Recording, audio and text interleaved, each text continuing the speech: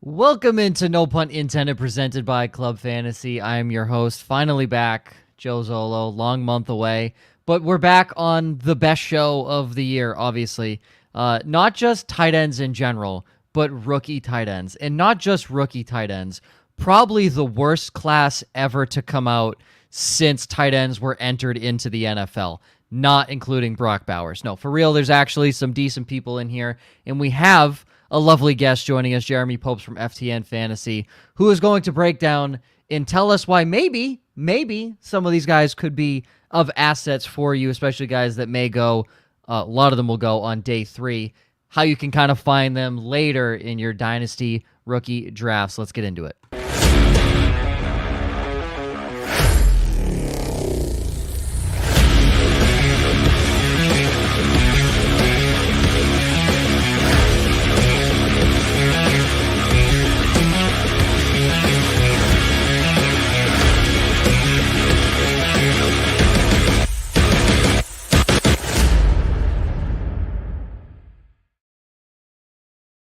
Welcome into No Punt Intended, presented by Club Fantasy. I'm your host, Joe Zollo. As always, Mr. Hudson, and no Ryan this week. He said, well, since I hosted the last 4 weeks, I guess I can take this one off. And I believe for the first time on NPI, Mr. Jeremy Popes of FTN Fantasy. How you doing, Jeremy? I'm all right. I'm a little sunburned. I'm building a deck. I mentioned it in the green room, so I'm a little tired, but I'm excited. The draft's a week away, basically, at this point, and I'm getting into it. I'm excited. FTN just released a new website, so that's pretty cool. So yes, check that out. I saw that. I like it. So, and to wake you up on this Wednesday evening, we're talking tight ends. So just the perfect thing to really give you that Red Bull bolt of energy is to talk about this tight end class, as we all know. And your top 6, crazy. Brock Bowers isn't anywhere to be found inside the top 6. Yeah, he's just not good at football. Yeah, he's 0. He's literally he's the top guy. Brock Bowers is 1 from Georgia. Ja'Tavion Sanders, you're keeping him at 2 out of Texas. Theo Johnson, Penn State.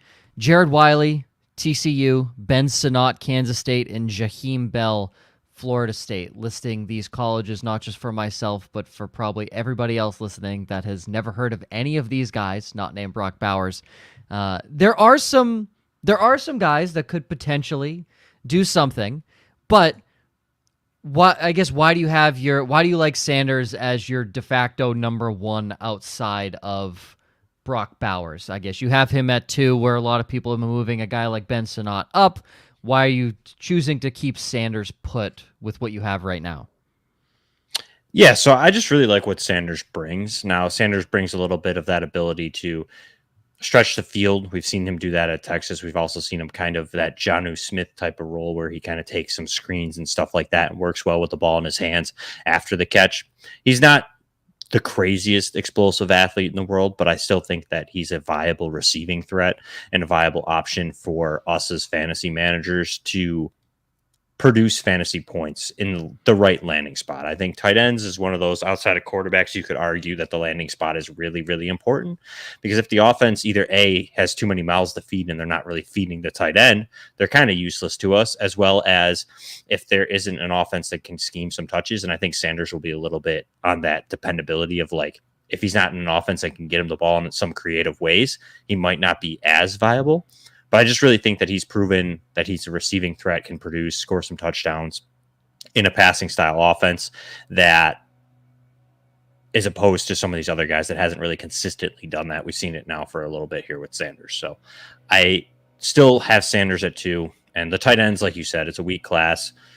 Come 2 weeks from now, Sanders could be 3 or 4, depending on where he lands. So I think it's interesting you put him in the same sentence as Jonnu Smith, because I don't look at them anywhere closely in terms of athleticism. Like, Jonnu's crazy athletic for the position. And like, you look at Sanders, and I think that was kind of the big knock on him after the combine, was that, he was coming in as this like consensus number 2, but then really didn't show much athleticism. Is this kind of a situation where you're looking at the tape more so than the measurables to say, all right, this guy can move, and I don't really care what he tested at? Yeah, I don't take the measurables as hard as probably some people do. They obviously matter. The NFL is going to use them. You run, for example, Audric Estime or Kyron Williams, 2 Notre Dame running backs who ran like 4.7s, and like they kind of fall out for the NFL. They're kind of like, oh, you're not that fast, but you watch their game tape and like there's still some explosion and some ability, and we're seeing Kyron Williams with an opportunity to explode. So for me, the testing, yes, it's important and it does help you. But again, Puka Nacua, a guy that didn't really test like crazy good last year, was the go-to rookie last season. So if the tape still shows that they can play, they can play. Some of these guys just don't test that well. I wouldn't say that he's like as athletic as Jonnu Smith. I'm just more so putting him into that. It's probably more of an Arthur Smith statement than a Jonnu Smith, just because Jonnu Smith's real viability was with Arthur Smith. And he kind of was using that short to intermediate area where he's getting the ball in his hands and creates after that. We've seen a little bit of that from Sanders at Texas. So that's kind of where I just see their similarities is in the way that I think they could be used at the NFL level, not necessarily the prospect as a whole. Do you know what I mean? No, yeah, 100%. I think that makes sense. Going to the top dog in the class, undoubtedly, nobody's even questioning it. Bowers. Is there? It seems people are a tad bit concerned at this point, and I mean, at first there were drafts having him go at 5 to the Chargers. I've seen people say the Patriots should take him at 3, and then now it feels to be cooled off. He's dropping down to Cincinnati. It's kind of varying on where he's going. Does the Kyle Pitts experiment of Atlanta and him kind of sucking for the last 3 years, does that maybe leave a bad taste in people's mouths? Whereas that kind of hurts Bowers in the long run. So if it falls to a team in the draft and maybe he falls a little further down in your dynasty drafts, let's just call it single QB because he's probably going to be a higher first round pick in that area. Could he be someone that falls to the low 1 because people maybe get a little scared with that whole Kyle Pitts situation that happened in very recent memory? I would say no. Only reason I'm going to say no is that, I mean, maybe just because like general consensus of people, for me, it's not going to change it. I think we've seen it with Hawkinson, the same thing. Hawkinson was a couple of years prior to Pitts. Same thing. We drafted him super high, didn't really hit for the first little bit, then kind of came on. We saw that with Kyle Pitts. We kind of see that with tight ends. Sam Laporta was really kind of a blow up this year, which at least I thought was going to be Dalton Kincaid, but Sam Laporta really was the guy this year. Not that Kincaid had a terrible rookie season, but I don't think that we should discredit it. I think the landing spot's going to change him. I think he could fall, but to me, for me at least, there's a significant drop off after Romo Dunze at the wide receiver position. I think they're good, but I think Bowers is better than those guys in the right situation. So for me, I'm probably going to keep him ahead of those guys outside of, like you said, landing. Like Cincinnati would be, it's just like Cincinnati. There's a lot of mouths to feed. Like maybe now that Boyd's gone, maybe it opens up some for the tight ends, but like I don't love Cincinnati. I've seen Indianapolis as a mock spot. Like I don't like that at all, just because of the way they use their tight ends, and they've got like 35 of them. Like, so I don't love those spots. So maybe he'd fall behind like a Troy Franklin or something like that if they land in Kansas City, or like get like a primo like landing spot late in the first round. Like maybe. But I really think that Bowers is probably going to be, let me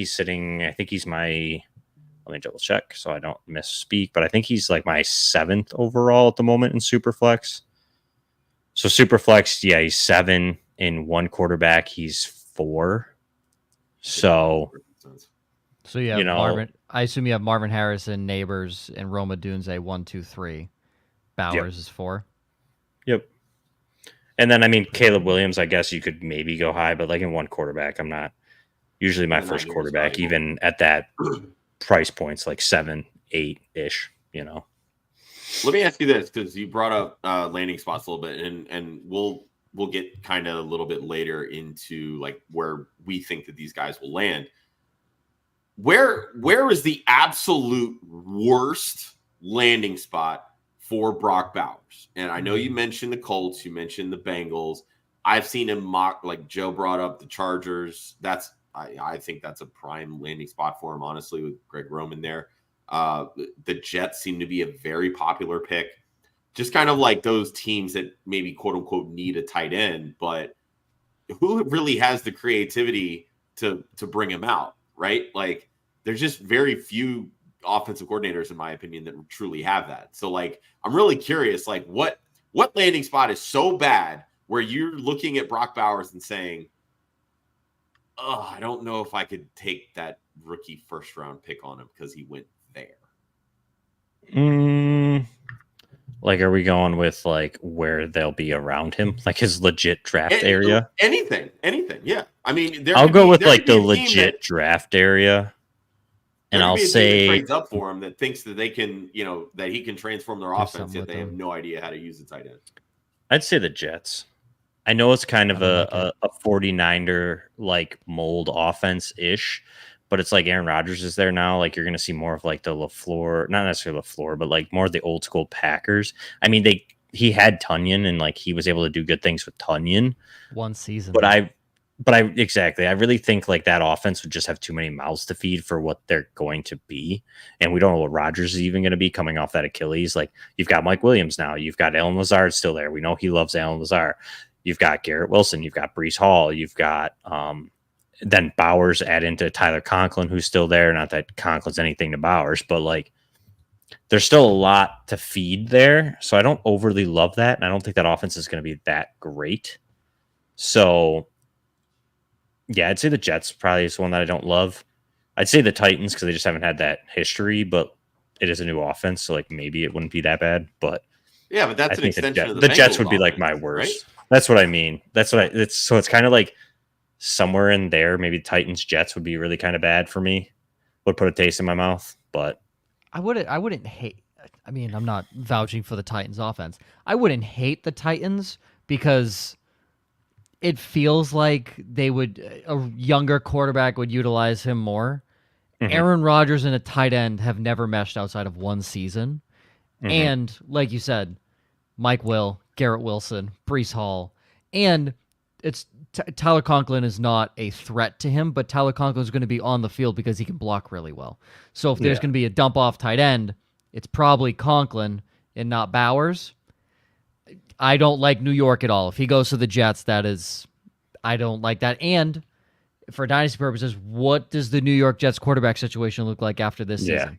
Exactly. So that really hurts as well. As somebody who's sitting with 6 first-round picks, I really don't want him going to the New York Jets because I think he'll be all right. I'm going to draft him, but it'll be painful if he goes to the Jets. So yeah, he's still. There's no spot that takes him out of the first round for me. No, God, no. But like, he would maybe fall behind, like I said, one of those, Brian Thomas Jr. or Troy Franklin or someone like that. If a guy like Ladd McConkey goes to a Chiefs or a 49ers, does that bump McConkey ahead of Bowers? No. Okay. All right. I love Ladd McConkey. Had to ask. I think he's very I like Ladd McConkey too. I think he's good. Just in a high-powered offense like that, I wasn't sure if he would bump up, like CEH bumped up over JT because everyone was like, oh, Chiefs. Yeah, and obviously we know how that experiment turned out. That's what I'm saying. We've seen that story unfold, and it doesn't usually work out. I agree. Nope, I completely agree. Go ahead, Josh. All right, let's look at your tight end 3 here, Theo Johnson. So another uber athletic tight end, lights up the combine, production kind of meh. Where does he come into the NFL, and tell me why he won't be another Mike Gesicki? Is that a bad thing to be Mike Gesicki? It's some good seasons. I mean, outside of like one season, what's Gesicki done? He's had like 3. He had like 2 or 3 seasons in the top 10. As a Patriot, listen, a top 10, you could sneeze and be in the top 10 as a tight end. I didn't say that. I didn't say the requirements were that hard. I'm just saying the fact that like, we got to start. If you're a 12-man league, you got to start 12 of them. He counted as a starter. I'm just saying. That's the tallest midget competition. That doesn't really qualify you as a good tight end. I'm saying. Yeah, he's not. He's like a big slot in Mike Gesicki, but yeah, pretty much. So I mean, will he be Mike Gesicki? Or will he not? It's really out on Theo Johnson for me. He seems like Mike Gesicki, kind of. Like, he seems like a really good receiver. He's a good athlete, can create a little bit after the catch. He's an okay blocker, but he doesn't really do that well in the blocking game. He's a little bit taller, a little bit gets kind of pushed around for his size sometimes in the blocking game. So I'm not as in love with Theo Johnson. Like, he's at 3. But to be honest, by the end of it, depending on where they land, like, I have Jared Wiley at 4. Like, I could easily push Jared Wiley over Theo Johnson. I just think that Wiley just wasn't used as much and is kind of a little under the radar. But I don't know. I don't love Theo Johnson a lot. I think Mike Gesicki's obviously a Penn State kind of lean into, but it feels like he's just going to kind of fall to the wayside with like these other uber athletic tight ends that just come in, aren't going to be able to block enough, and they're going to kind of fall in this tweener area of how does the offense use them. And I don't think he's going to get, I mean, just there's not many landing spots left for tight ends that aren't like premier. You need like a full role. So I just don't think he gets that. So I'm not overly excited really with Theo Johnson. I saw somebody quote where I can't remember.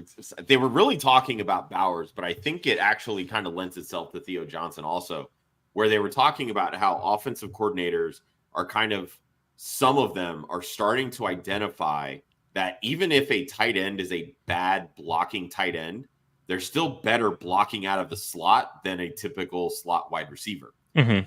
So where do you think that if he lands in the right spot, which, like you said, I think really anybody outside of Bowers is probably pretty landing spot dependent when it comes to this tight end class. Where do you think he could land where you're thinking yourself like, okay, we can line him out in slot. This team's actually going to utilize him. Maybe there is some top 12, top 10 potential here. He could feel a little bit like a Saint. I think the Saints room's kind of wide open. It's bad. Be a little bit later in the draft. It's bad. And Juwan I could Johnson see really them kind of like Juwan Johnson's done okay, but like not great.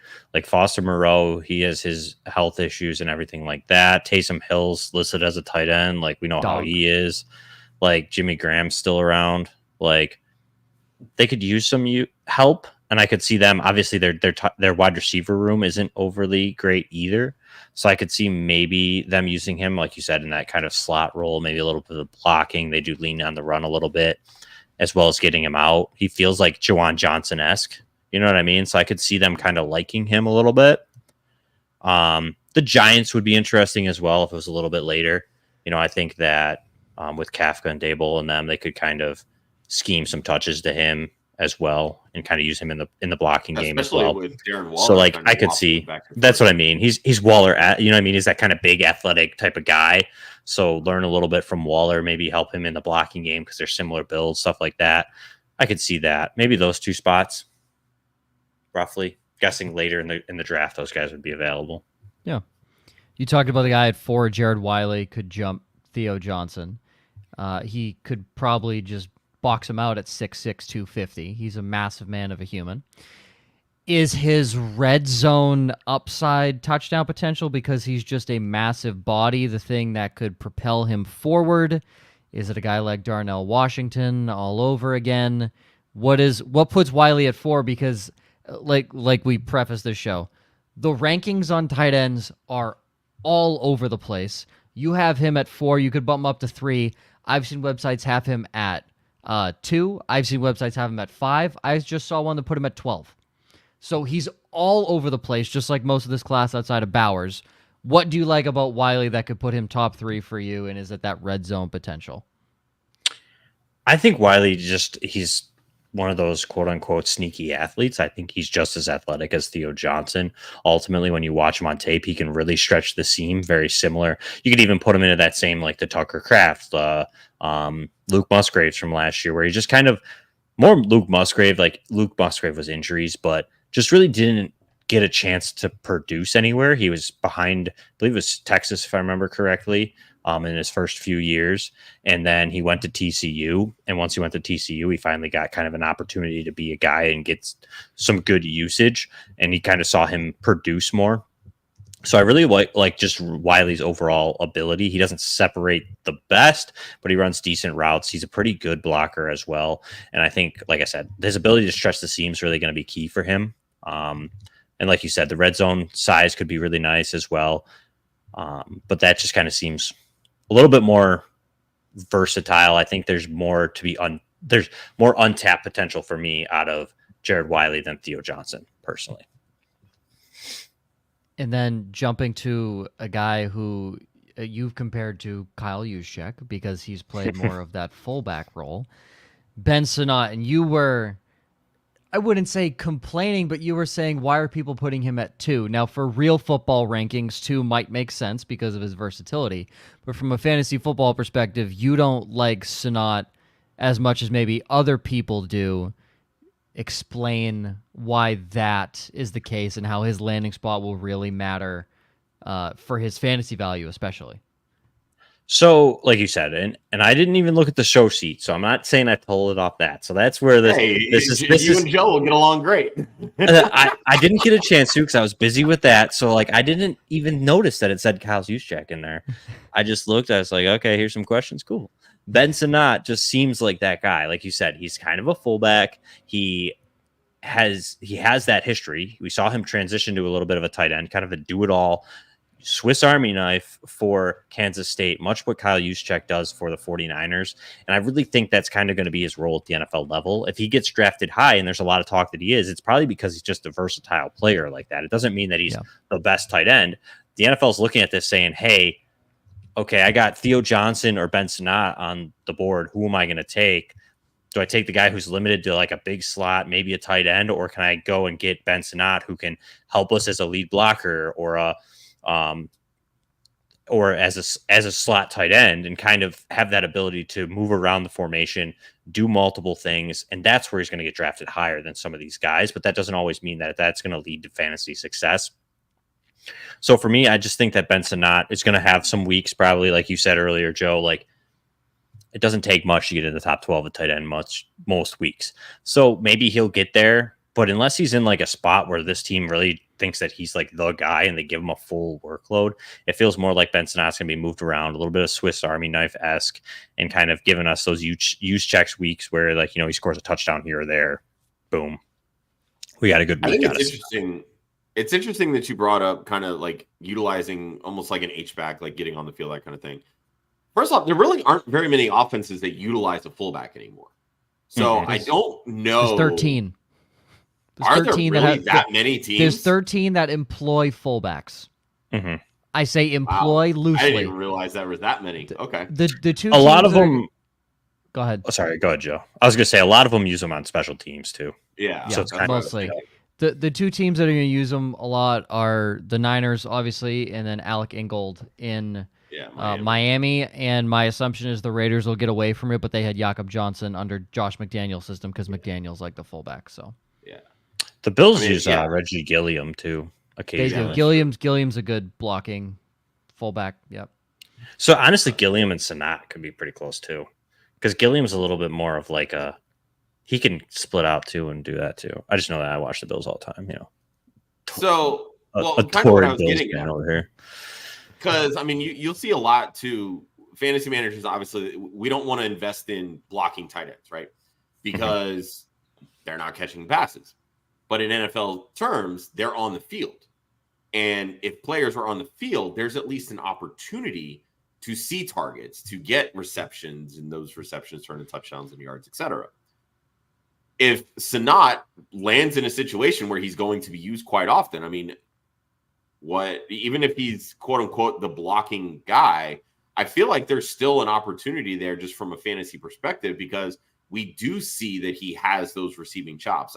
I just feel like if we come to the point where we're like, oh, we're just going to pass on him because he's a blocking tight end, that's how you pass on Dalton Schultz. Like nobody was paying much attention to Dalton Schultz his rookie year because he was a blocking tight end. And then behind Blake Jarwin came. Yeah. So, I don't know. That's a fair way to look at it. The big issue that I also have with Sinnott is he's a little undersized. What is he at? Where is I it can here? pull up his measurables. He right is somewhere. at 6'4", 250 is what I had him listed at. I don't know what he came in at the combine. That's not updated. I know it's not. So not that he's small. I mean, he's in that Brock Bowers territory. Bowers is 6'4", Sanders 6'4". So I mean, he's not overly small, but I don't see a consistent availability. Like we've seen it with Alec Ingold. We've seen it with Kyle Juszczyk. We've seen it with Reggie Gilliam, for example. These guys that are on the field, yes, they're blocking and they do have their weeks, but they have their weeks so they score touchdowns. They're not getting enough touches to be like a consistent viability. And I just don't think his ceiling is there. And when I'm going with tight ends, you're reaching for the ceiling because you are only starting 12 normally. If you've got like Sam Laporta and Travis Kelce and it's tight end premium, yeah, you're probably starting both those guys every week. But normally you're starting one tight end. And unless Sinnott can get me a weekly top 12 option, like I'm going to take my risk and go with the guys like Jared Wiley or Theo Johnson that I think have more of a receiving upside just because he is so good at blocking and the way that he may get deployed won't lead to consistent success. I think that makes perfect sense. Let's round out your top 6 here. Jaheim Bell out of Florida State. I kind of feel like fantasy managers are higher on him just from an athletic ability, but from what I see, like just from like actual like football scouts, I don't really get that same level of intrigue. Kind of break down a little bit of Jaheim Bell and how you think he can kind of find success, I guess, in the NFL. So Bell's very similar in his breakdown as like Sinnott. Like he didn't really play as much of like a fullback role, but we've seen him again, a ton of versatile types of touches in the run game, some screen stuff, some ability downfield. He really feels like a real short area type of tight end. I don't know if he's really going to be able to stretch the field. He's really undersized at 6'1". I think the issue with Jaheim Bell for the NFL is that he's in this tweener area. He's like too unathletic to be a wide receiver, but he's more than athletic for a tight end position. But he's tiny. But he doesn't run the best routes, but he doesn't necessarily do everything. He's kind of like a Swiss Army knife that doesn't do anything. Like he's a jack all trades. Like he kind of can do everything, but doesn't do anything great. So I think he just kind of falls into this like in between area, like get the ball in his hands and he can, make something happen. But for an NFL side of it, I think that's where they're struggling is like, where do we play him? And that's going to hurt him in the draft, I think, obviously, from that standpoint. So I think that Bell could easily be moved off of my top 6. At this point, it's just because of the athleticism that he's there for me right now. If they draft him, if he falls to like the 7th round, yeah, like I'll be out on Jaheim Bell. The 6th, 5th round, like day 3 even, like I'll probably be like, maybe in the 4th or 5th round. If you got a really deep rookie draft, I'll think about it. Yeah, he kind of feels a lot to me like Brevin Jordan. Like Brevin Jordan, I thought was like I love Brevin Jordan coming out, but I'm also a huge Hurricanes fan. So but he was also very undersized for a tight end and has really good receiving ability, and that's kind of what I get the sense of with Jaheim Bell, just from a profile. Yeah, I just think that he's just a weird. It's the size. That's what's going to hurt him with Bell. As far as the profile goes, he's produced. He's athletic. We see that. It's just like you're a little small for an NFL tight end. That's all. Makes sense. Real quick before we dive into mid-round, late-round sleepers, J.K. Dobbins did just sign a 1-year deal with the Los Angeles Chargers. So not only Gus Edwards, but also J.K. Dobbins is now a Los Angeles Charger. And Jim Harbaugh just once again gets his brother's hand-me-downs. John is the older one. I double-checked that before I made that joke. And is it more the hand-me-downs and just like Greg Roman was with the Ravens and these guys all play for him and know the system? No, it's a hand-me-down. So Greg Roman was a hand-me-down offensive. But he was with Jim before he went with John in Baltimore because he was the 49ers offensive coordinator. Yeah, but he's John's hand-me-down now. He's John's hand-me-down. Yeah. Dumbass, shut up. He's John's hand-me-down now. I mean, J.K. Dobbins, I believe that's a Dobbins jersey over your left shoulder, Jeremy. Okay. J.K. Dobbins is one of my biggest heartbreaks in the world. I was about to say, are we gearing up for a J.K. Dobbins slight ankle tweak and he's out for 14 weeks in Los Angeles? Or do we think the warm weather is going to help him? Probably. The poor guy. How about he's also behind a way worse offensive line now, too? Yeah, there was so much potential, and those injuries just killed him. I like the landing spot. I mean, it's a good spot. I think that offensive line is going to be better. I still think that they're either going to go offensive line or defensive line at 5, personally. I'm probably in the minority, and I get yelled at on X every single time I say it. But I just think that offensive line was really down last year. There were some injuries. They could still be a little bit better this year. I think the new system's just going to be better, but I really think they're just going to run the ball constantly. I think that's what you're going to see. You're going to see Michigan's offense all over again. That's why they traded those receivers, because they don't need them. That Josh Palmer and Quentin Johnson will do fine for what they have. They have a couple different tight ends still on the roster. They're not overly great, but I think they'll be able to kind of do something with them. And they'll probably draft a late round tight end or someone to that extent to maybe get some other passing options out of there. But I think we see a lot of running. So if they don't draft the running back, Blake Corum, I think Gus Edwards and J.K. Dobbins could be okay. If Dobbins can stay on the field, I think it could be a really good spot. I think that's the biggest thing with Dobbins is like if he's on the field, he's very good. The question is just his availability. And unfortunately, that's been the problem. We've seen it. Cam Akers kind of bounce back for a minute. James Robinson kind of bounced back from the Achilles injury. We thought, maybe the Achilles injury isn't the death anymore. And then like 3 weeks later, they were both basically gone. The death. So I still love J.K. Dobbins. I'm rooting for him. I hope it works out. But I'm not. I mean, I'm buying him up if I can pretty cheap in Dynasty. I think he's worth the shot, especially with this running back class. I don't know now. The Chargers might give him a round bump with people as far as draft picks go, but like I'd still maybe take a shot on him just because of how bad the class is. Blake Corum will be a Charger, so it's think irrelevant. So too. So like, yeah, Blake Corum goes there. It's just like, yeah. Can you? I imagine? also find it very interesting that Jim has had no issue singing the praises of JJ McCarthy because we know that he's not going to draft him, but he's been awfully quiet about Blake Corum. I think he's almost trying to like keep that in his pocket. Like, hey, we're going after Corum. Leave my guy alone. Like, I don't know. It just kind of feels that way. Because if he was trying to hype up Corum, then he would, raise his price out of their stone. So. Imagine. Hasn't said much about AJ Barner either, so maybe there's their tight end. Imagine having Justin Herbert under contract for 5 years, $262.5 million to be JJ McCarthy. Imagine. I think it'll be a little bit more. I think they'll throw a little bit more, but you're not going to see a lot. Greg Roman loves to run the ball. Harbaugh loves to run the ball. I think what they've done kind of speaks that they're going to run the ball. I think they'll still throw, but like more than they did at Michigan because you have to at the NFL level. But I think you'll see kind of a little bit of that old 49ers mold, a little bit more than the traditional like Bills like Roman or 500 in pass attempts kind of thing. Enough that like Herbert could still have some good weeks. I mean, look at Brock Purdy puts up some pretty good weeks. I mean, they throw. I would say you're probably close to that type of territory. Jordan Love, like he's not over there swinging it all the time. So, Jim Harbaugh really leaving a mark already on the NFL. You fucking bum, Blake Corum, Justin Herbert as the new Alex Smith. Okay, you dink. Unless they trade Herbert. No, I don't know. That was I don't think there's any way they can do that with that contract. Like they would be crazier trades have happened years. I mean, they'll keep them, but I mean, we'll see. We'll see. Maybe we're wrong. Maybe they're going to come out and sling it. Who knows? Maybe Josh Palmer is going to be like a top 12 guy this year. I don't know.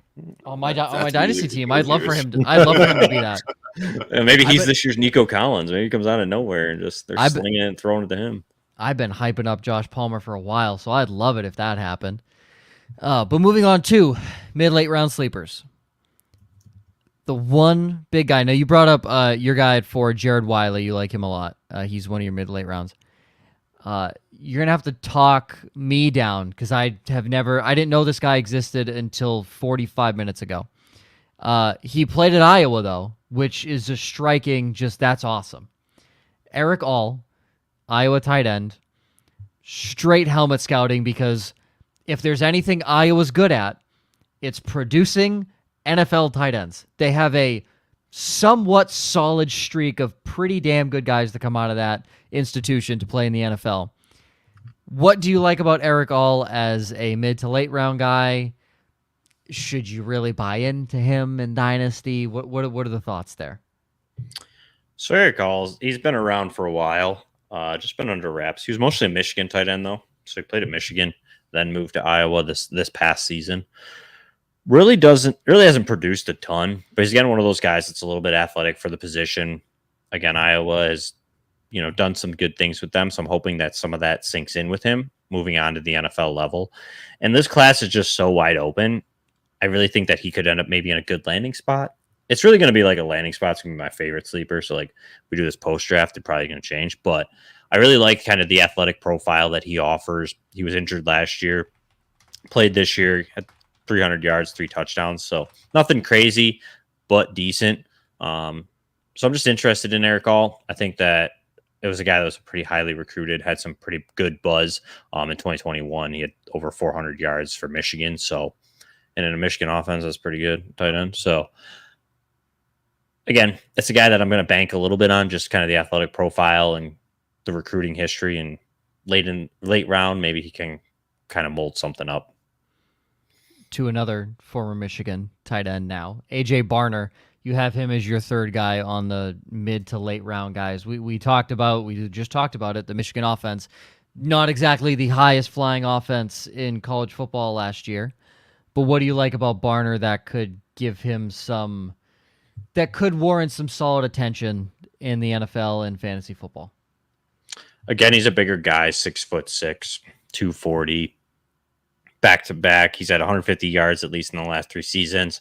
Not like gaudy numbers, but they're decent for tight ends. That's about where most college tight ends end up.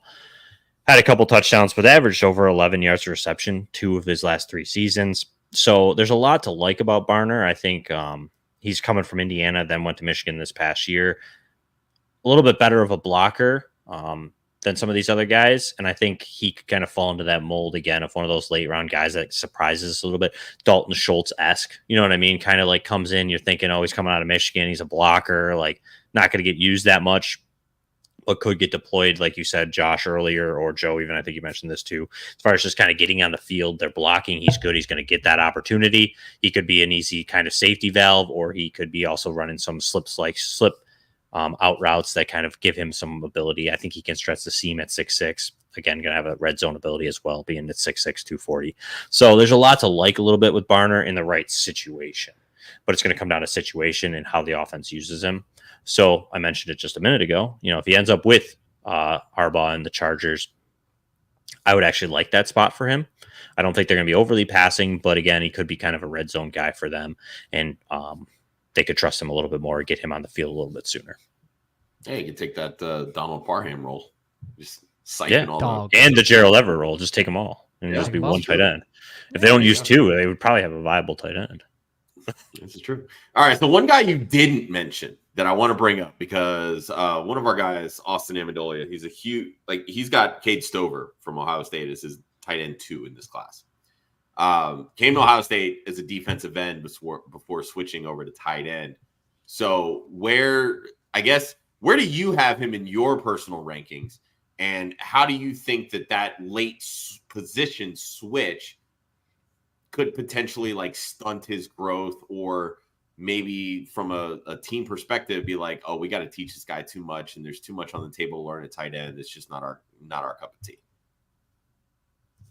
I wouldn't say that it's overly that bad. I mean, he's had 4 years playing tight end for Ohio State, so by now he's learned some of it, if not most of it.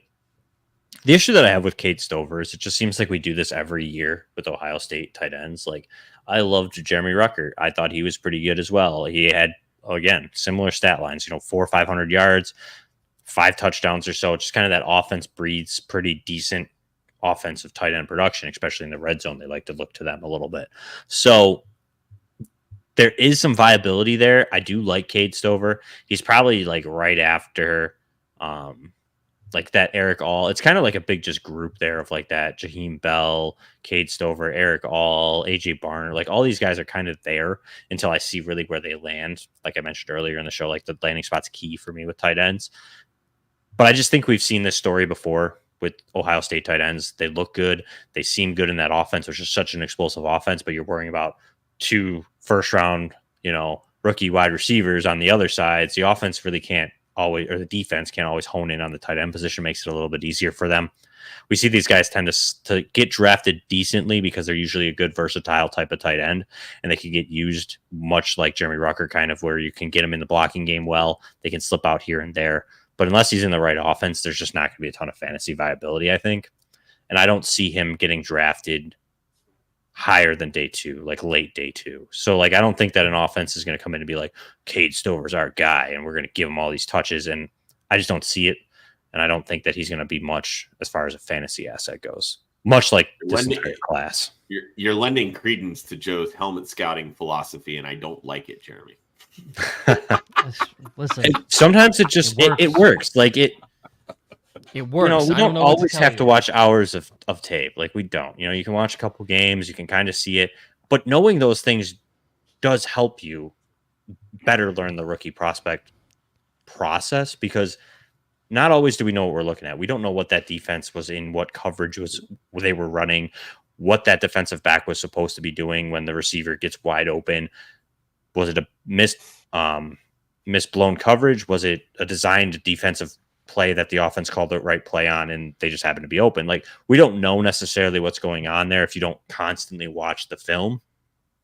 And we've seen that. Like these stories happen over and over, and they constantly happen. We've seen it where, you get that really fast athletic running back, but like his vision's do they ever really succeed? Not really at the NFL level. Like, and most of them come from same schools. Like it happens, and not that Quentin Johnston's a total bust, but yet again, another TCU wide receiver that jump to the NFL just doesn't happen. You know what I mean? Like the coaching Jeremy, staff I'm so glad you mentioned that.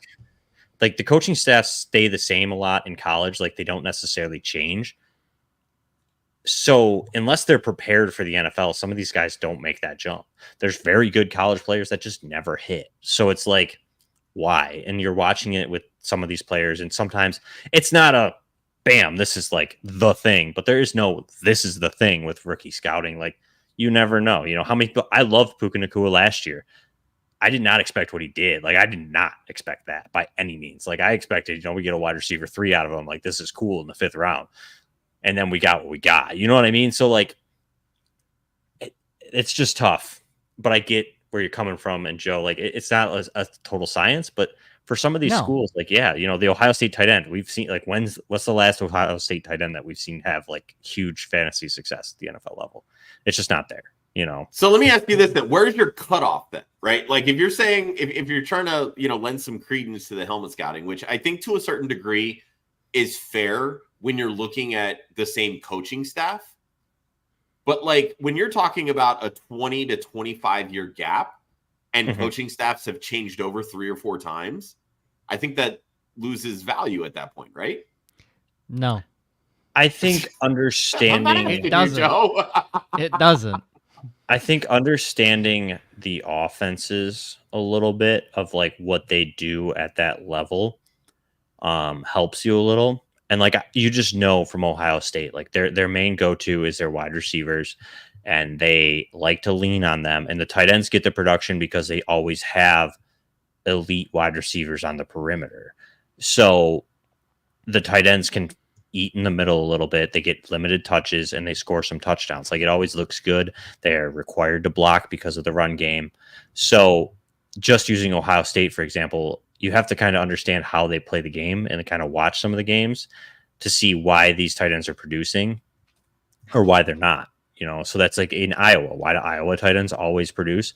Because they're like the main cog in that offense as far as the receiving game goes more times than not. So they're asked to do more at the collegiate level, which prepares them more at the NFL level to be a pass catcher and kind of be a fantasy success. Now, Erick All probably is going to be one of them that probably ends that lineage a little bit here. I don't think he's really going to he's an status, outsider to hit it, but like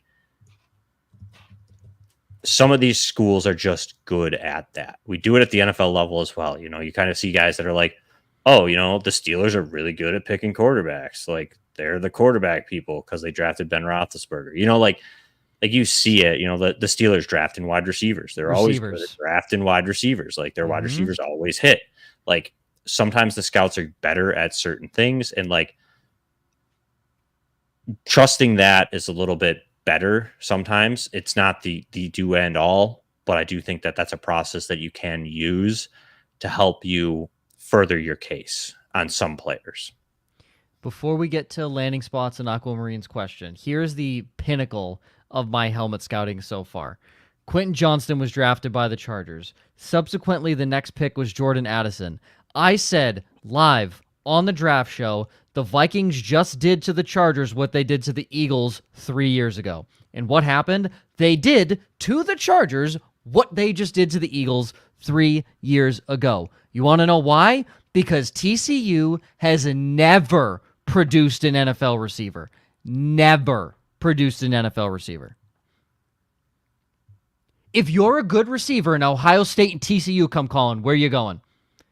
The Big 12 has good offenses, guys. They have good offenses. But if Ohio State comes calling, that is wide receiver university right now. Garrett Wilson, Chris Olave, Terry McLaurin, fucking Marvin Harrison Jr. ain't even in the league yet, and this man is the number one guy. It's science. It's simply science, okay? It is simply science. I'm not a scientist, but that is science. To Aquamarine's question, would you rather have for Dynasty Evan Engram, Trey McBride, or Dalton Kincaid? This is actually this is a tough one. Jeremy, who do you have? All of them. Yeah, literally, right? I'm going to say Kincaid. The only reason is I like his athleticism a little bit better. I think at this point in time, he's going to maybe have that McBride style usage this year with no real receivers in Buffalo at this point in time. So I could see him kind of. It could. Probably not. Let's be honest. They're taking a cornerback or a safety. Come on. Yeah, or a defensive end again. They need defensive help. They need a lot of help everywhere. So Bills help. Don't even get me started with them. Anyways, I like Kincaid. I just think he's a better prospect. I like McBride, but he's really volume based. And if, say, the Cardinals take Marvin Harrison, like we could see that go away. So I'm going to go with Kincaid. I'm going to lean on the profile a little better. I liked his a little better than McBride. So long term, I'll go with Kincaid. Josh. I would rank them McBride, Engram, and then Kincaid. McBride simply because even if they do draft a wide receiver, he's still going to be a top 2 target on that team. And we saw him get peppered with targets last year. I mean, while this new number 1 wide receiver comes in, they still have to get acclimated into this offense, right? So even if McBride tails off in the first or in the second half of the season, he's still going to be very viable in the first half. Engram, 111 receptions last year on 140 targets, and you think Gabe Davis is going to take that away? Shit. What do you mean? Gabe Davis is good. Gabe Davis is a target monster. All 2 targets he gets every game. Hog, dude. Just wait until it's not Josh Allen throwing to him. Yeah. When the offense decides to, when they're not trying to force it to Stephon Diggs every play. Treylon Burks hunts Gabe Davis for dinner. Yeah, right. No, I think that Engram finally found the head coach that's going to get him involved. And I think that there's enough in Engram left that he's going to be a top 5 tight end probably for the next 3 to 5 years. Like I know how Dynasty works. Everybody wants to anoint the next young guys, but like some older players, you know, like your Mark Andrews, your Evan Ingrams, they're going to be good for the next 3 to 5 years. And if really that's how you should be playing dynasties in the next 3 to 5 years. With Dalton Kincaid, I don't think he's far off of these guys by any means, but I'm not 100% how he can ultimately be the number 1 guy. Because right now he is that, right? We saw Khalil Shakir kind of take a little bit of a step, but he's 5th round draft capital kind of guy. He's a good complement wide receiver too. Exactly. Yeah, he's not going. Basically, what I'm getting at is we don't know what Dalton Kincaid looks like as the number one guy. We were able to see that with Trey McBride last year. We've seen it with Evan Engram. I haven't yet seen it with Dalton Kincaid. And just like with Dynasty, these things are, it'll fluctuate throughout the year. Maybe Dalton Kincaid absolutely pops, has 140 targets this year and 100 receptions. I'll have a very different answer for you next year. But that's Dynasty in a nutshell. So here's how I was going to go through this. Who's tied to a good quarterback for a long time? Well, all of them are. All of them are, except we expect Trevor Lawrence to sign a contract extension. But as of right now, all of them are. How are the defenses in their division and who's playing against them? The AFC South is a pile of shit. The AFC East, also a pile of shit at the safety and linebacker position. And then Trey McBride sees Fred Warner twice a year. And yet still dominated last year.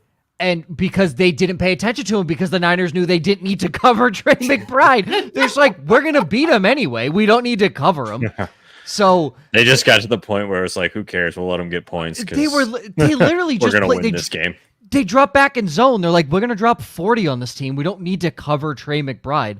So those two key factors, and then obviously who their weapons around them. Both these guys are the one of the two in their offense currently.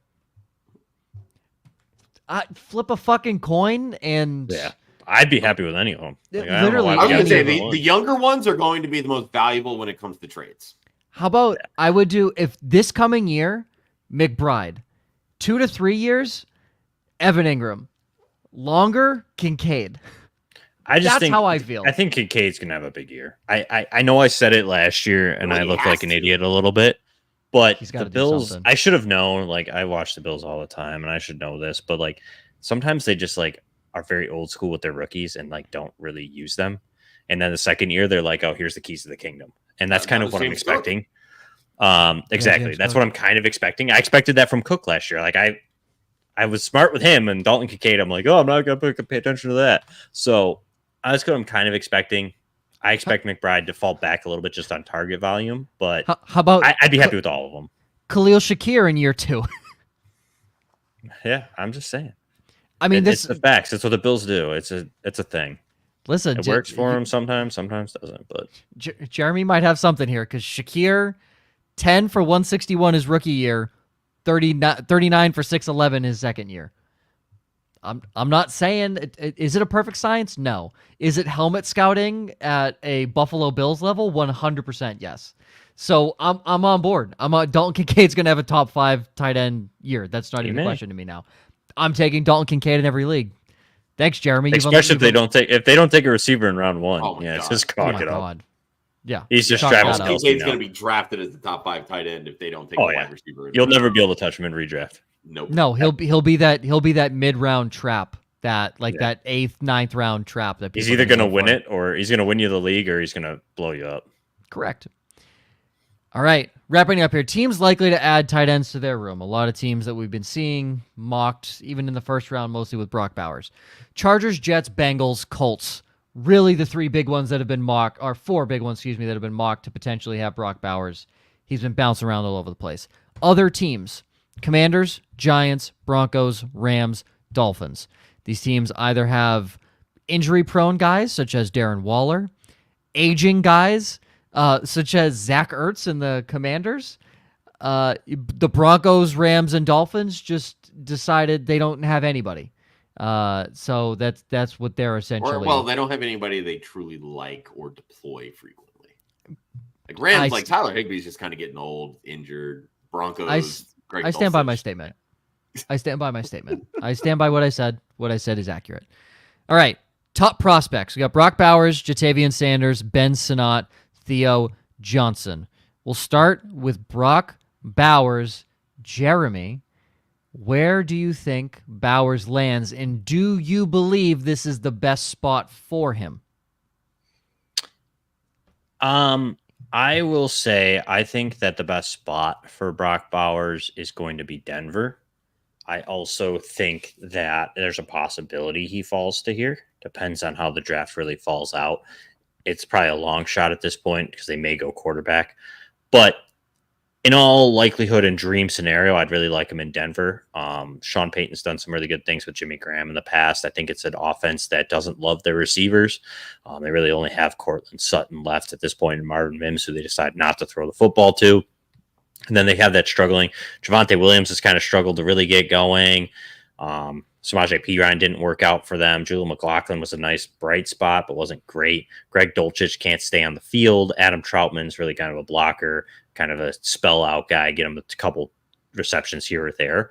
I think it's an offense that could use a playmaker, much like Brock Bowers. I think Sean Payton would really like that, similar to what Jimmy Graham, maybe make him like a Jimmy Graham style, using him in line and in the slot or even out wide and kind of get some scheme touches to him. I'd really like that. That's really a spot that I underrated that a lot of people aren't talking about that I think is potentially an option. If all the quarterbacks are gone, like if you had your pick, like Bo Nix or Brock Bowers, I would hope they'd take Brock Bowers. But, I'm not an NFL head coach or GM. Ryan did put his picks in here, and as of course Ryan hates fun, he put Brock Bowers on the New York Jets. So, as Ryan always does, he hates fun. And Josh, you have him going to Los Angeles with Mr. Jim Harbaugh, the aforementioned. You said you like him there a lot. Yeah, I've been on this train for a bit. Greg Roman has a history with elite tight ends, even going back to his 49ers days. He had Vernon Davis there. He had Mark Andrews in Baltimore. This is ultimately what I think will happen, okay? And I'm just going to throw this on the table, and you know what? If it hits, I'm making a shit ton of bets in the upcoming season. But I think the Chargers ultimately end up trading back. This is probably where the spot for the Vikings to come up, get J.J. McCarthy. They'll end up moving back to 11. The Bears at 9, I think, are going to want to try to move back, get a little bit of extra draft capital as they only have 4 picks. The Chargers will then make a move up to 9, and they will get Bowers ahead of the Jets. And then they'll get their right tackle at 23 or wherever else they end up going to from the Vikings pick. Because I think at the end of the day, the Chargers, again, we've talked about this. They want to be able to run the football. They're going to hit you in the mouth, and they want some nasty guys. This tackle class is very deep. And really, the offensive line class in general is pretty deep this year. Good. But it's also really top-heavy with some really good tackles. And there's quite a few of them that are right tackles. And that's really what the Chargers need because they've got Rashawn Slater on the left side. And I think that they'd be better getting that right tackle at maybe 23 versus maybe reaching for J.C. Latham from Alabama early in like the top 10, top 15 range. Get that premium prospect that is Brock Bowers. He can be your ultimate, pass catcher number 1 because that's, they do need a weapon in that passing attack, even if they're not going to target him 140 times. But Roman has shown the ability to target a player 120, 130 times and still be very effective. And I think that will be Brock Bowers for them. Yeah, So even Roman, like with the Bills, Charles Clay, is a guy they like to target a lot. So That's a throwback. Yep. Charles Clay. For you Gen Alphas listening, just go look up Charles Clay highlight tapes and salivate over like his 7 catches he maybe got a season, but they were insane. Charles Clay was a dog. Ja'Tavion Sanders, Jeremy, the other Los Angeles team. You have him going to the Rams. Yeah, I think we talked, Josh mentioned it, not overly athletic with the combine, so it's not as ideal as everybody loves. But I think the Rams is a good spot. I think McVay can kind of, if he sticks around for long enough, could give him some creative types of touches. We've seen him turn Tyler Higbee, Davis Allen into some viable options in that offense. It's a lot of mouths to feed with Cooper Kupp and Puka Nacua, but much like the Ohio State helmet scouting, same thing you can do here with the Rams. A lot of guys to cover on the perimeter. Tight end gets overlooked a lot of times, especially in the red zone. Gives you a little bit of an opportunity. I think that's a good spot for him. A little bit creative way to get him some touches, which is going to be kind of important for him, I think, at the NFL level. Ryan and Josh, you guys both have the Commanders. Anything to add on to Washington? Josh? No, I think that honestly, Sanders has a lot of that. He can stretch the field a little better, but I think he's very similar in style to like a Zach Ertz, a Jason Witten type. And Zach Ertz has a history in this offense with Cliff Kingsbury in their time in Arizona. And I think Ja'Tavion Sanders can have a similar effect where he can come in, kind of learn behind a Zach Ertz and then in year 2, it's wheels up, especially when you're considering that they're likely to take a rookie at number 2 overall. What's a rookie quarterback's best friend? A reliable tight end. Tight end. Ben Sinnott, the fullback, moonlighting as a tight end. Jeremy, you have him going to the Jets. Yeah, I think the Jets, it would make most sense for them to wait. You have Mike Williams, you have Garrett Wilson in the passing game. You don't need Brock Bowers by any means. I mean, they can if they want to. I mean, they're in the NFL. Maybe any added playmakers a plus, but if they wait on Sinnott, again, it's kind of that 49ers lineage. You could kind of use him in versatility, get him kind of a different way, some touches, get some fullback usage out of him, use him as a tight end kind of in the blocking game, and just a versatile Swiss Army knife for that offense that I think they could use multiple ways. So again, I also just like fun, unlike Ryan. So I don't, let's send Ben Sinnott there. Good tight end, can help the team. It's a good pick for the Jets fans. Ryan doesn't have to ruin our fantasy love. Yeah, Ryan hates fun, and that's one thing to take away from the show is that Ryan hates fun. But I'm Ryan just saying it because you said it, Joe. It's not. I don't know. Listen, Ryan has him going to the Colts. Perfect. Bury him behind Mo Alley. Take it there. Yeah, same. Perfect. See, so maybe he does like fun. Yeah, and then Josh has Ben Sinnott going to learn behind 28-year-old Alec Ingold for the fullback position. Yeah, I mean, but I also think that he could be a better version of Adam Shaheen. I mean, he's a little shorter, and Shaheen is very useful in the red zone. But what I'm getting at is that what is better than Adam Shaheen? Anything? Oh, well, I don't know. They got Jonnu Smith now too. This is like that could be a good spot. Jonnu Smith, Durham Smythe, Adam Shaheen. Name me a better tight end room. Yeah, there isn't.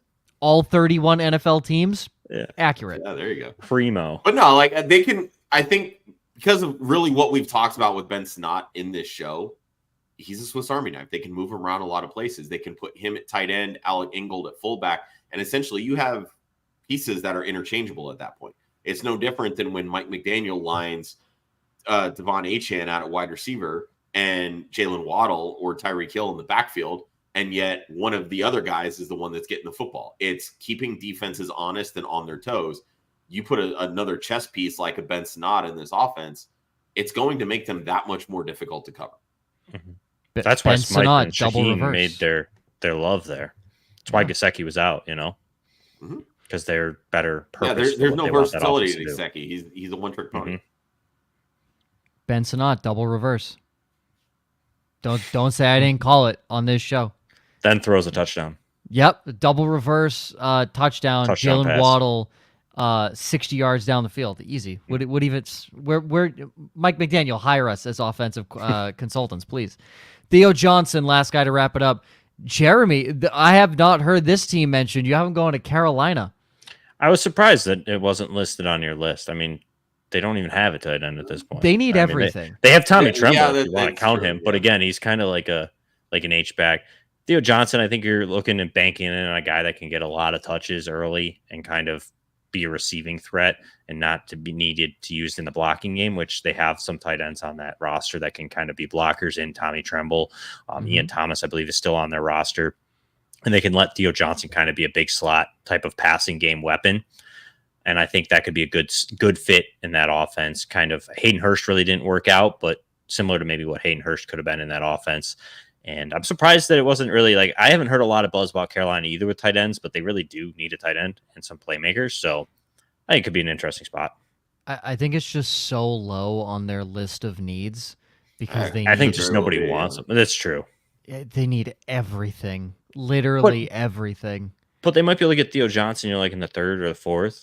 Oh yeah, I mean, you take best guy off the board. I think, yeah. Well, especially if them sitting at 33, that first pick in round 2, you're clearly looking at somebody that might want to move up, maybe for one of these quarterbacks that happens to fall into the second round, and they need all the help they can get, just like we've been talking about. So yeah, trade back, grab an extra, 4th, 5th round pick, whatever, however far back you're moving in the second round. Maybe that extra pick turns into a Theo Johnson, somebody that they can deploy as another offensive weapon for Bryce Young. No, I like that pick. Yeah, honestly, I wasn't even thinking about the Panthers. I'm going up and down, looking at the draft board, and I'm just this team. And I'm just thinking, Carolina, they need everything. Yeah, no one cares about Carolina now. Yeah, nobody cares about Carolina. Yeah, they're bad. They were selling tickets for 49 cents. Meanwhile, they need a running back. They need offensive line. They need tight ends, wide receivers, a quarterback. Hey. Whoa. Ryan has him going to the Broncos. Hey, let's just give Bryce Young a little bit of kick in the balls. Josh, you have him going to the Jets. Anything to add on Theo Johnson to the Jets? Yeah, I just disappears. Yeah, probably. That's really what it's going to be. I think that the Jets are going to get swayed by Woody Johnson in the sense that, they need more weapons for Aaron Rodgers, but Joe Douglas is going to win out with his desire to make a very unsexy pick in the first round. So he'll compromise and get some exciting type of weapon in the second or third, maybe fourth. I don't know wherever Theo Johnson ends up going, but that's kind of what I'm thinking in that sense, that, they'll get the offensive chess piece, so to speak, at some point in the draft. And maybe that's Theo Johnson, but let's face it, Nathaniel Hackett has no fucking idea what he's doing on offense, and he's not going to be able to utilize him. So correct. Yeah, but it's Aaron Rodgers' offense, so you'll be fine. Well, exactly. So, yeah. But you know what? Maybe Theo Johnson could be his Jermichael Finley. Could be. Fumble a ball away for the NFC Championship to not go to the Super Bowl. Sounds good to me.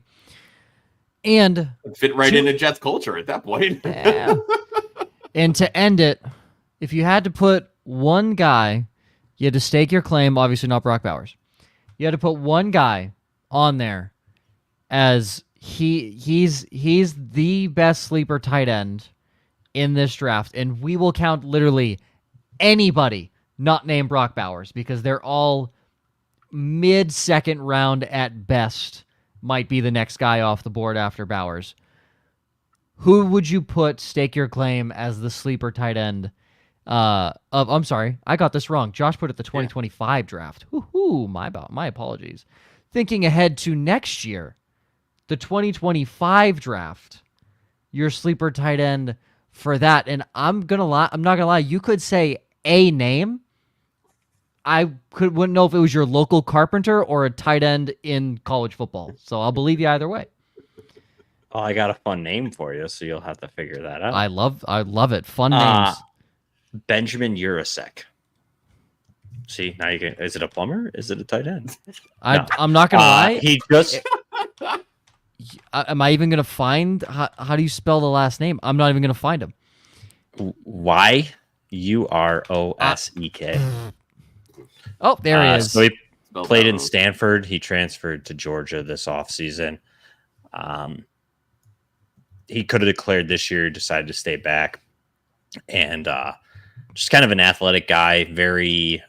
He's a big guy, kind of athletic, has some good body control along the sidelines, really good hands, can stretch the field, was really a key part of that Stanford offense for a while in the passing attack. So obviously I'm excited to see what he does in Georgia. He's going to be playing alongside Oscar Delp.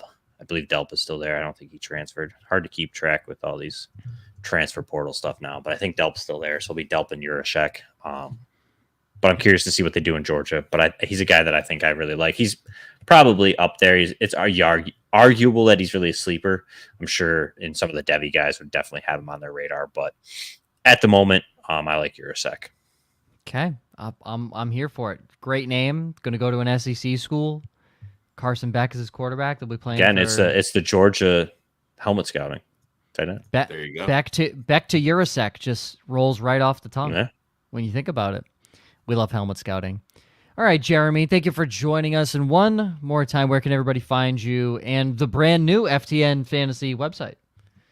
Yeah, that's where you find me. On X, it's Popes FFH. I link to everything there. But obviously, like we had said, any written work, any rankings, the Dynasty podcast for FTN as well on all of your podcast networks. So pretty much there. It's all there. Just head over to ftnfantasy.com. Check out the new website. It's cool. Yeah. Cool. And all in one place. I love it. Next week, we are mock drafting, as we always do, the Wednesday before the NFL draft. And then, of course, we'll preview that first round with, I don't know how many people, but there's going to be people on the stream, and there will be a lot of them, and I have to rein in the chaos. So we will do that. And then, of course, next Thursday, as we always do, we were the originals. Don't let anybody tell you differently. I don't know what year it is, but we've been doing this for a long time. The live coverage of the NFL draft, we obviously, this year will probably be, of all the years we've done it, the most fantasy relevant year because there's a lot of wide receivers in this one. A lot of wide receivers, a lot of quarterbacks, a tight end that will be going in the first round, and some heavy-hitting offensive linemen that could help out some of your favorite running backs, not just in Dynasty, but in redraft as well. For Josh, Jeremy, Ryan, who is not here, and myself, you can follow Club Fantasy on Facebook, Twitter, and Instagram at Club Fantasy FFL. The URL is clubfantasyffl.com. Be sure, subscribe on YouTube. We have five shows a week now on 5 different days, something like that. We have more than that. Yeah. So we've got, so after this, we have Saturday morning, Mock It Like It's Hot, 11 a.m. Eastern. Ryan or Jeremy, you were on that show, I believe it was last week. Yes, sir. Sunday morning, Dynasty After Party at 11 a.m. Monday night, Mocking with the Stars at 10 p.m. with Gator J and Chris Battistel. And then our new Tuesday night show, Masterclass, a lesson in best ball from Gator J and Stacy Perez. And then Wednesday mornings is our Golf DFS show, Who's Your Caddy, with Kelly Singh and Adam Hallis. I was one off. Six on 5 days. I had the 5 days right. Just give me. There you go. I haven't been here for a month. Cut me some slack. So 6 shows all across the board. We're over 800. Thank you. Get us to it. Let's over get 830. 830. Let's get us to 1,000 before the start of the NFL season. I think we can obviously crush that. So thank you, everybody, for watching on X, our Twitter. Head over to YouTube. Subscribe. We appreciate it. Always remember, defense wins championships. Offense wins fantasy football. We will see you next week.